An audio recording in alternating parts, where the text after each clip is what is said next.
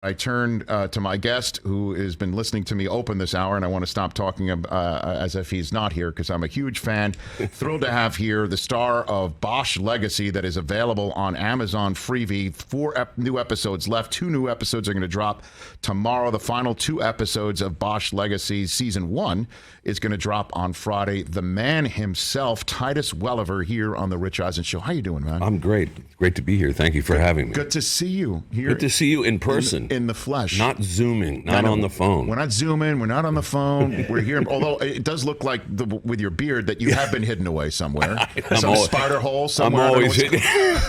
That's it. Well, in between series, when we go on hiatus, I work as a roadie for ZZ Top, and so it's just sort of, it ends up working out that way. It's impressive. It is very impressive. Hey, man, congrats on Bosch Legacy. So, me as a fan of the show, we're all fans of the show. Just a dynamite piece of news that you're still doing it. You came back and doing it. So what is it like for you to still be doing this after all this time?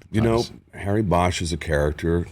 I always go back to the very first day when we were shooting the pilot of Bosch, and Mike Connolly said to me, "How long do you think you'd play this guy?" And I said, "I'll play him as long as they'll have me," and that still remains the same. I have been, had the great fortune to play lots of interesting characters in my career. Yes. But I have to say that Harry Bosch is the gift that just keeps on giving. And I know, was that a margarine commercial where they said that? The gift that keeps no, you can't believe it's not butter or something like that.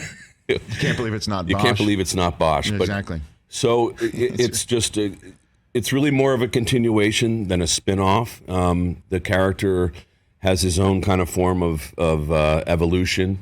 And, I just go where the writers take me. And, being based on these incredible books of Michael Connolly's, and he's got another one coming out in October. I mean, he's prolific. He just keeps going. So in the books, Harry's about 75 years old. So I'm going to be solving crimes at the old folks' home. Hey, man, it's good that he's still writing. I'm sure the Game of Thrones fans folks were thinking, where's the books? Yeah, they want it. Keep going. They want it. So that kind of is great to see. And so obviously Harry's Bosch is now a PI. So that is a totally different ball of wax than from, the construct and the constraints of maybe the LAPD. And it's so great, man. Just watch the character develop. But how about you? Like, how is the character different now than maybe season 1, season 2 for people who are getting into it for the first time? Well, I think, he sort of reaches the end of his rope and is really kind of disenfranchised to a certain degree, and he leaves the police force, which has been his life's work. Yes. And it's not an easy decision, but he can no longer kind of navigate the politics and the obstacles, and so he leaves. And so the logical thing for him to do, because he is one of those people who is driven by his advocacy for victims, he puts up a shingle as a private eye, and he's kind of, when we find him, he's kind of somewhat at sea because he's untethered. He doesn't have that job anymore. Yeah. And it's not like he's sitting in his office with a stack of PI cases to work. He's been doing the kind of random divorce thing and tailing and background checks, and he's not operating. His cylinders are not all firing, and so he catches this case, and it's all kind of odd. He meets with this very kind of high-powered security guy who wants an introduction with a character played by William Devane, who is a multi-billionaire from an aviation family, and he hires Bosch to see if he has a living heir. And of course, when there's big money at play, there's going to be people there that are going to try to get in his way. And so it kind of kicks off from there. So the stakes go from being kind of, him just sort of sitting with his dog, listening to some music, to he's kind of back at it. Mm-hmm. But he no longer has the police department behind him. So he's got to navigate this stuff on his own and be creative. So it's Harry, his operating on his wits, which makes for some interesting stuff. Fantastic. I love it. And for those who may not know, William Devane also once exhorted the crowd in the Astrodome to chant, "Let them play," in Bad News Bears Breaking Training way back in the day. That's true. By the way, I would, if I was ever on the set with him, I would that's all I would want to talk about with him. Well, he's, it was a coup to get Bill. And, I go back to the days of, early Rolling Thunder, which is one of the big sort of, and that Roy Scheider in a helicopter, right? Is that what that is? No, that's Blue Thunder. My bad, I got the wrong Thunder. Rolling Thunder is he's a Vietnam veteran who comes back after having been kept in a POW camp, and he comes back to his sleepy little town in Texas. And there's some so it's really ultimately a revenge film. Tommy Lee Jones also has a role in it, and it all culminates into a Paul Schrader bloodbath at the end. But it's a great film, and just sitting across from someone whose work I admired was, I definitely was pinching myself a lot. Is that a window into my soul that you go a serious piece of film and you call him Bill Devane, and I'm talking about Bad News Bears, Breaking Training, Let Them Play? Is that his window into my soul or something? You failed. No, and and even Bill, by his own thing, he's like, well, when I was doing Knots Landing, and we all have those. By the way, that's what Mike said to me. You went Knots Landing? I went Knots Landing. You went Knots Landing? Immediately. I went 24. Yeah. Of course, he was at 24. And then he went Knots Landing. I watched Knots Landing. I'll admit it. Knots Landing, Dallas. I know. Yeah. Oh, back yeah. to back. That's right. And then of course the one that followed Fantasy Island with Forsyth. What am I? Falcon Crest. Falcon Crest. Falcon Crest. That was wow. it. Everybody had all those, had one of those. Falcon Crest, Dynasty. Dallas. Man, they were spinning off until, they were just making up new cities all the time. Now we're down a William Devane or a Bill Devane wormhole, and I apologize. Yeah, that's okay. I sincerely apologize, Titus. That's just the way I go. I've got Titus Welliver here on the Rich Eisen Show. And now, Amazon Freevee is what IMDb TV was. And obviously, Amazon is where you guys got your start. And now Amazon's got Thursday Night Football and all of these sports. Yeah. Do you ever tell everybody in Amazon, without you, there would have been none of this, pretty much? Because Bosch got it started, man. I mean, that was essentially the first show where everybody's like, wait a minute, Amazon is more than just me buying stuff online. I got to watch stuff. They were very, very smart. And I have to say, the kind of construct that they created, which is not always the case when you work in network television, was that they kind of delegated the creative stuff and sort of left us alone. I mean, it's not that they didn't give us notes, but there was not a kind of constant meddling. They knew that the source material with Michael's books, and we had a great creative team of producers and writers. Yes. And I think the show kind of just, as good as it got, we never sort of rested on our laurels. And it still continues to be the thing each season when we come back, which is how can we make the show better? And I think it's grown, and to be there at Amazon in its infancy, and to watch where it is now, it's exciting, and I feel proud to have been a part of that. And now, with Freevee, much easier to say than IMDb TV 3 times, which I agonized. I thought, what am I going to do? I can't say that word.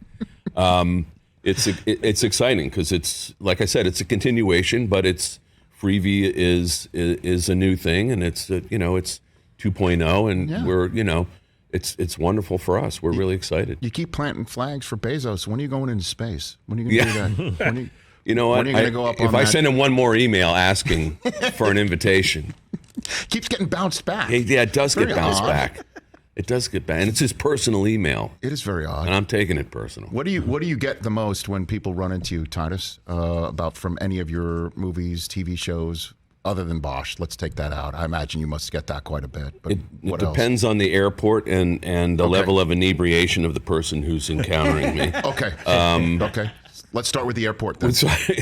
There was a sort of a stream of shows that I was doing all kind of oddly simultaneously, which was Lost and Sons of Anarchy, and it was not long after Deadwood. And so it really just depends on because not all of those fan bases cross into to each other. So, of course, I can't say this word on your show, but of course, we know that word that is repeated endlessly on Deadwood. Yes. I have been called that word. It's been shouted at me from moving cars. I've had MFer? No, the C word. Yes. Oh God. Okay. And, yeah, that one. Yeah. And I actually had a New York cop call me that. And What do you mean? You're just walking down the street? I'm in Grand Central Station, and this cop says, "Hey, beep," and I kind of went, "Is there a problem, officer?" Oh no, Deadwood. And then then we went on and talked about that. And it's a hell of an opener. Yeah, I mean, for me, it's normally a non-starter. Call me crazy. It's a throwdown ender. Yeah. And he had a gun, I didn't, so it's sort of it was all in his favor. But the thing that always gets me is the Jimmy O'Fallon character from Sons of Anarchy. Obviously, a favorite among career criminals because when I am typically approached, I'm looking at these people and I'm saying, yes. I wonder how many years they've done in the joint because it's never, I don't get a grandmother coming up and saying, "Oh, that Jimmy O'Fallon, I just loved him." It's a guy saying, "When you pulled the guy's teeth out with the pliers, that was the best." My poor mother, God rest in peace, she just said to me, she loved Deadwood. Yeah. Oh. But she could not watch Sons of Anarchy. She said, "Your character is just, he's too evil, and the things that he perpetrates on people, I can't watch it." Your character in Deadwood was not winning any awards. Not at all. Yeah. For his goodwill. Yeah. Man of the Year award. I mean, God, some of the conversations you had with Ian McShane with the great Al Swearingen. Pure filth. And Yes. but my mother would say to me, "But that's David Milch's writing." She said, it's Shakespearean, and she said, I don't even really hear the profanity. She said it's a part of it, and so she said it kind of rolls off of me. I'm just more invested in the characters and where they're going. I agree. It was like if Shakespeare worked blue, it was like iambic pentameter. Exactly. With the worst words you could ever say. Is it true?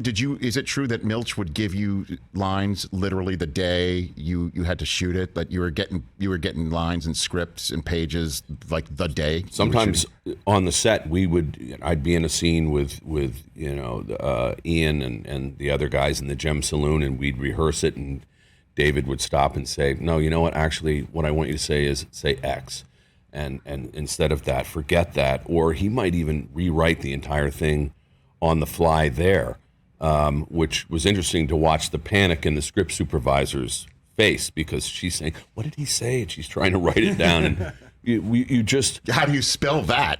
Well, you work with David, and I'd already done, that was the fourth show that I'd done with him, so I was very accustomed to working that way, and it's not at all the norm, but there was the gift of that, in the face of abject terror at the same time was that you didn't get into your head too much, and you were able to just play the scene. And obviously when you're working with a guy like Ian McShane, who for me is a god, and I learned a tremendous amount just working with him and watching him, it was pure pleasure. It was like going to school. It was a master class, and you just kept your mouth shut and observed and learned from it. So it was a great thrill. I was about to say, I mean, the scenes sometimes you would be in with Ian McShane, his soliloquies as Al Swearingen. Speaking of which, you said the word pleasure sometimes while he is actually experiencing such. And speaking to an Indian's head in a box.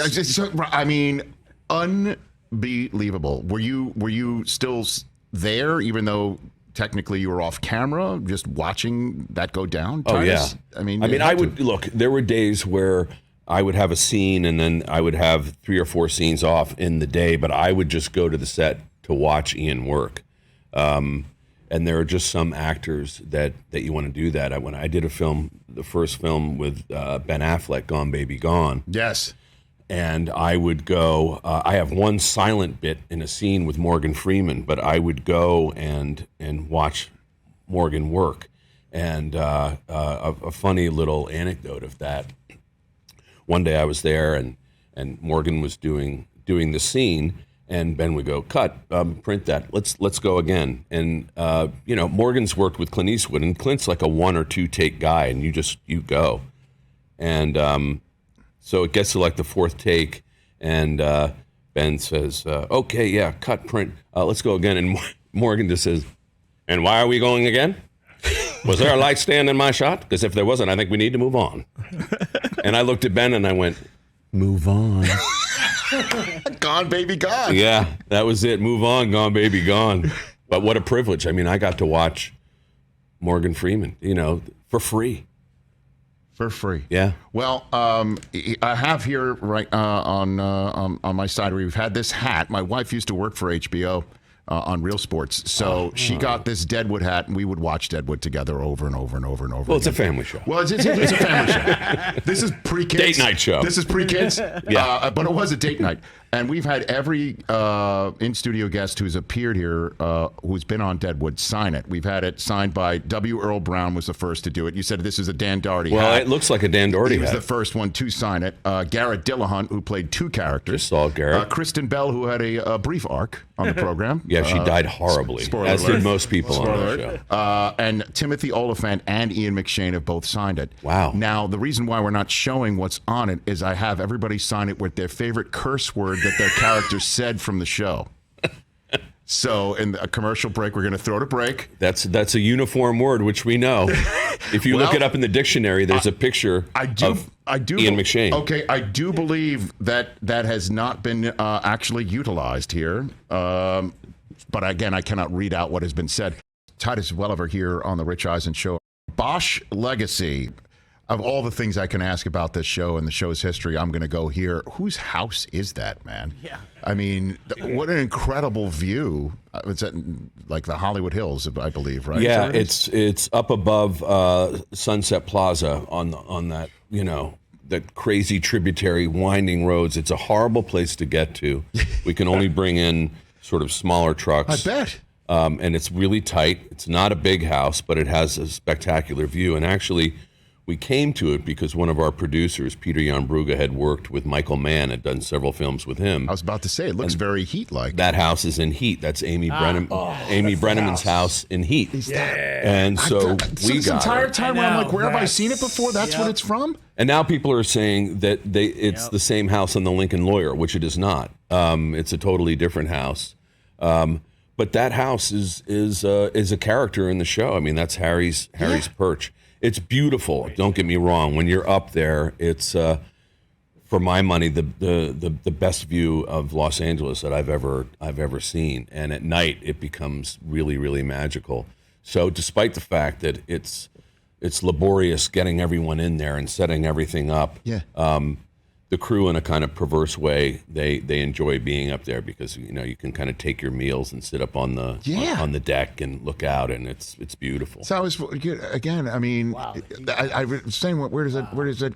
So does somebody live there, and it's just it's Bosch time? We got to move out, or like what is? Do we know? It's not the person's primary home. I think it's it's. By the way, duh! I kind of stepped into that. Okay, yeah, it's just out there for rental. In the same way, that scene from Winning Time was at Lucille Ball's house, right? Something like that. Yeah. I mean, the dribbles, I guess the one-on-one scene. The Sterling house. Right. It's on Sterling house. I mean, it's all over town. No, it's it's pretty cool. It really lends itself to kind of, that's Harry's perch. That's where he is. Mm-hmm. He comes to that place, and I always thought it was funny because somebody said, "Oh, obviously you bought it for the view," and he says, "No, I bought it because there's only one way in and one way out." And of course, that ultimately pays off in that episode. I believe it was a season finale where bad guys came to kill Bosch in his house, and they kind of stepped into it. As one of the prop guys said to me, we were getting ready to shoot the scene. He goes, "I guess these guys came to the wrong house." And I went, "Yeah, they did." They left a little heavier. Titus Welliver here on the Rich Eisen Show. Okay, so we saw your tweet the other day, "Love my Celtics." You're wearing the Celtics shirt today. I am. So you're from the New England area? Is that where you're from? Or? I was born in New Haven, Connecticut, but I grew up in New York. I went to boarding school in Maine, spent a lot of time in Boston. My mother lived there. So all my teams are there. And also initially I became a Red Sox fan because my brothers were rabid Yankee fans, and I did it just to be contrary. as a little kid. Understood. Plus New Haven, because I spent some time up the road in Bristol, Connecticut at Right. ESPN for 7 So years. you know how that That's works. kind of on the Mason-Dixon line of, do you root for New York or do you root for New England teams? You know, it's exactly. right there, you know? And so you don't necessarily have to pick a side. I have friends who are, kind of mix it up. But I went to a lot of Bruins games when I was a kid, and So we're talking. Garden. You've been to the Garden. Oh yeah, but that's when it was, the great Bobby Orr number 4 and Nice. Esposito and of course, going back to all the way back to the Bill Russell days and stuff, and and they're playing some great ball. I have to say, that the series between them and the Bucks was some of the best ball I've seen in a while. So I agree. I'm excited. It ain't over yet, but no, obviously not. I mean, and plus, what they've become, and Jason Tatum is so terrific, and how few people. I mean, you're looking at a fellow mass hall over there, or at least a big Boston fan over there. Just the delight that fans of the Celtics have had this year, not really expecting it, and seeing how they performed. So who was your guy? Like, is it Larry Bird growing up? I mean, watching that. Yeah. I mean, those Bird Celtics days. McHale, Danny Ainge. That was that was a great time in ball. I actually, it's funny, and this is later because this is from a few years ago. Than Garnett and the guys. But this is a few years ago. Mm-hmm. I was at a restaurant and I walked in and Doc Rivers was there, and now coaching for the Clippers at that time. And I guess he was a Bosch fan, and I was with my kids, and they went, "Oh my God, it's Doc Rivers!" And he turned and he saw me and he went, "Hey, how you doing? How you doing?" And I kind of went, "Oh," I went over and we shook hands and talked for a second, and there was a pause, and I looked at him and I said, "You broke my heart." And he just looked at me and went, "How you gonna do me like that in front of your kids, man?" I told him he could get out of the penalty box with some Clippers tickets. Yeah. But yeah, I just in the Garden, the old Garden, the new Garden. I mean, it's just all went. At that period in my life, I was spending a lot of time in Boston, and my mother lived on Commonwealth and Mass Ave, so I could literally walk to Fenway Park from her house, and you could get nosebleed seats for nothing at all. And I was 14 years old. I would just go and go to the games all the time. So it stuck, and here we are. And here we are. It's funny you said you broke my heart, and anytime anybody says that, I think of Pacino, and that is a way that I'm turning to that moment. I stepped right into that, didn't I? Fredo, you broke my heart. That's right. Okay, so Doc Rivers, you broke my heart. But he's so tall, I couldn't grab him by the ears and give him the Sicilian kiss of death. Plus, he would crush me like a grape. See, now the amazing thing that you do about this, and again, I don't mean to make you perform, but I guess I'm doing so right now, and I understand what it means to ask somebody to do that as a guest. But I've seen you guest on Pollock's old chat show. Yeah, he's a manipulative bastard, but okay. And so I saw how you don't just do a Pacino, you do different eras of his career. That's true. First getting started, and then the Serpico years as well, the Godfather years, and then to the current sort of maybe a little bit over the top, Scent of a Woman type Pacino. So I've got 3 scenarios here. Okay, one for each version, if you don't mind. Okay.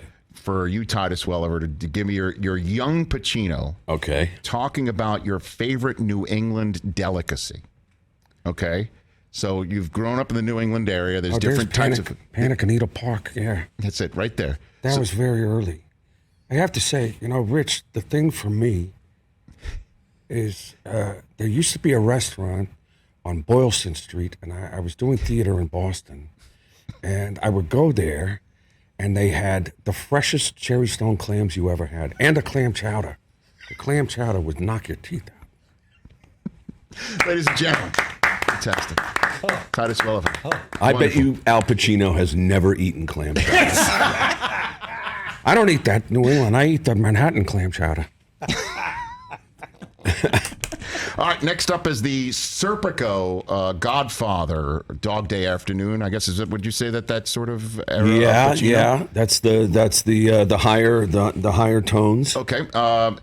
if you will, the longstanding argument for Patriots fans over the last 20 years is who's more responsible for the dynasty, Brady or Bill Belichick?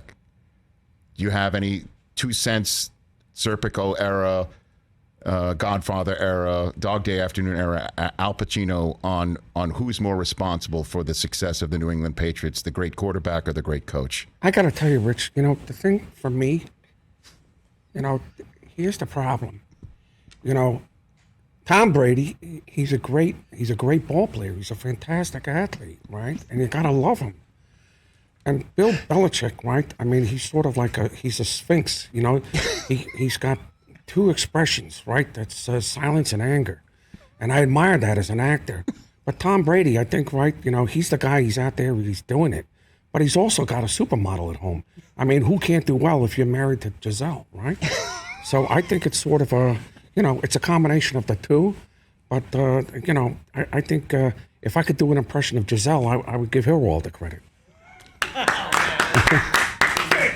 A very nuanced take by that version of Al Pacino. Very nuanced. Not one way or the other. Take it right down the middle. I appreciate that. Okay, and the last one for you, Titus Welliver, is the 90s era, I guess. Okay. Al Pacino, the son of a woman Pacino, reacting to the news that Tom Brady has signed a $375 million contract to become a broadcaster once he's all finished. It was kind of a shocker to learn that Brady was going to do this, and then we found out how much money he's been given by Fox. I'd love to know what Scent of a Woman era Al Pacino thinks of that. Well, I gotta tell you, Rich, I mean, talking about the thing, here's a guy, right, who has dedicated his life to playing football. Now he's gonna sit in a chair and wear an ugly sport coat. I think, I don't know, maybe he lost money at the market because maybe he needs the money. But for me, it's kind of preposterous, right? That, athletes, it's a natural trajectory. When you leave, you're going to do commentary, but what's Tom Brady going to talk about? Mouthwash or cologne? But he's got that supermodel wife, right? So that's always sort of, the caveat of that is he's married to her. She'll keep him on a straight and narrow. But, maybe she maxed out the plastic and he needs the money. It's a pretty big contract, though, right? Scent of a Woman now? It's a pretty... That's a big contract, baby. That's a lot of money. That's a lot of cologne, baby. Titus Welliver, everyone. Well done. That's right. It's impressive. That give the monkey a banana. There's the booze. It's flowing like mud around here. That's right. If I had a flamethrower, Rich Eisen... Oh my gosh. Oh man. Before I let you go, sir, and I appreciate it. So we mentioned Affleck before. You've been in The Town, Argo, right? Gone Baby Gone. And I did a little thing that was in Live by Night, but it was kind of part of a silent bit. Yeah. When did you guys meet? How did you guys meet? We met through me auditioning for Gone Baby Gone. Is that right? I was doing Deadwood at the time, and so I had hair down to here and a beard, and I read the script, and it was an amazing script. But the character was really initially written for a guy about 15 years older than I was. Mm-hmm. And so I was put on tape at Warner Brothers, and then months passed, and I got a call from my manager, Michael Garnett, and he said, you're going to meet with Affleck next week. And I said, for what? And he said, Gone Baby Gone. I said, I thought that boat sailed. That's been months. And he said, no, he's back in town. So I prepare, and I go in to meet him, and we kind of jump right in. Ben has the sense to kind of, having, he's an actor himself. There's that anxiety, so it's almost better just to go right in and then do the small talk or what have you after the fact, because you're kind of a ball of nervous energy. So I do the scene, and then we start to talk, and Ben says, what happened to your accent? And I said, what are you talking about? He went, you're from Boston. I said, no, I'm not from Boston. You're not from Boston? I said, no. And he sort of was vexed by that, and he went, yeah, I think this is going to work out well. I expressed my concerns about the age, because when I was in the waiting room, there were all these iconic character actors who I admired. No kidding. Who were 15 to 20 years older than I was, and I thought, I don't stand a chance in hell of getting this thing. Mm-hmm. but it ultimately worked out in my favor. And so, you know, I cut my hair off and kept a big giant mustache, which had its own zip code. And it was, you know, hands down, making movies with Ben Affleck has been, you know, in that process, has been some of the most pleasurable experiences I've ever had as an actor. He's an incredible director. And I think because he's an actor, he knows when to offer help and when to not. And I also just like him as a human being. He's effusively warm and very supportive and just a kind guy and, you know, inordinately gifted guy. We've been told by, I guess Ham was here just last week, right, John Hamm, that going around Boston with him is like, it's like the Red Sea parts, the Red Sox Sea parts when he walks around. Yeah, town it is. It's like, you know? it is. It's walking through London with one of the Beatles. I mean, and the... And there's no escaping it. I mean, and the great thing about Ben is that he just sort of hides in plain sight. I mean, what's he going to do? Wear a baseball hat and sunglasses. I mean, he's a big guy. And he's got tremendous presence, but it's just, it's also kind of wonderful because people are, you know, he is a native son and people embrace him and they love him and they love his films and, you know, but they're screaming at him from moving cars. Yeah, I bet, right? And then he can get Fenway Park for the big denouement of a movie too. Yeah, we spent almost 2 weeks shooting that big shootout scene at Fenway, and I was crushed because at that point the season had ended for the Sox. They didn't go any further. Right. But to be back there on Yawkey Way and shooting that scene, I have to say, and going inside. I was about to say, did you go inside the Green Monster? Did Oh, you yeah, go inside yeah. the monster itself? Yeah. And see all that stuff scrawled on the walls and whatever? Yeah. Did you put something up there yourself? No. That to me is church. You know, I would never deface. You know, when you go into Fenway, it's you feel the energy. I have to say, I love Dodger Stadium. I love ballparks in general. Sure. I love to go to baseball games, but when I'm at Fenway, it's a whole different thing. And I went to see the Foo Fighters there a couple of years ago with my sons. Oh, that'd be amazing. It was incredible. It's just it has an energy and it has a history that's just kind of undeniable. And when you go there, I'm just at home. And they grow pretty good hot dogs there too. Uh-huh. And lobster rolls. Killer lobster rolls. Well, we didn't hear that from young Pacino. It was just all about the clam chowder. No, that was my neighbor from Brockton. I don't know. Have you ever been to Wrigley? Have you ever had a chance to go there? No, Wrigley's great. That's, you know, I mean, Fenway, I went in the 80s when it wasn't, you know, when you could... You can get tickets. You could walk in, they would say, just come in. That's right. Sit wherever you want. I know. But Fenway, I mean, that'd be pretty cool for you to go in Fenway and shoot a movie there. And so go by that would be great. I've never been in the Monster, you know. Oh, you got to go. You have to go. You know, at Wrigley, it has that same kind of course. You know, looks like pulsating. scenery. Looks like scenery, right? Yeah, it really does. And it's all there. And when you go, and also when you look out in those ballparks and you're surrounded by the cityscape, it just puts you there. You see that Sitco sign, you know where you are. Yeah, you do. I always say that's kind of, I know I'm home in that way when I see the Sitco sign when I'm coming into Boston. It's just there, and you know, I hope it's always there because it's every bit as important as, you know, the Prudential Building in Boston and Bunker Hill. Well, enjoy Game 2 tonight between the Celtics and the Heat, and hope your Celtics go as far as you want. Congrats on Bosch legacy, your entire career. I think Josh Charles is a guest on Monday's show. He told me that you guys are tight. I mean, we know a lot of the same people, and it's a pleasure to see you here in person as well. We are tight. I adore him. Just be careful. He's a kleptomaniac, so anything that you don't want leaving the studio, you should nail it down. And so it's a good thing he'll be on the phone then. Yeah, he needs help, but I love it. I understand that. Yeah. Good to see you, sir. Thanks for coming in here. Thanks for having me. It was a great pleasure. Anytime, man. Titus Welliver at Welliver_Titus on Twitter, at Titus Welliver Official on Instagram. And you can check out Bosch Legacy on Amazon Freevee. 4 new episodes left. 2 new eps drop tomorrow, and the final 2 episodes drop on Friday, May 27th. Hey, you watched all the way to the end. Thanks for that. Watch more right here.